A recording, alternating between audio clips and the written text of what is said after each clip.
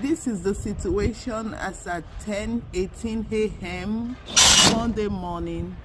This is the situation at Cheltenham Avenue in Philadelphia. This is the present situation now as at 10:10 a.m. Monday morning. The guy that got stuck as at 2:15 or thereabout this morning is still there. He's still there. Look at. This is the present situation now. The snow has stopped.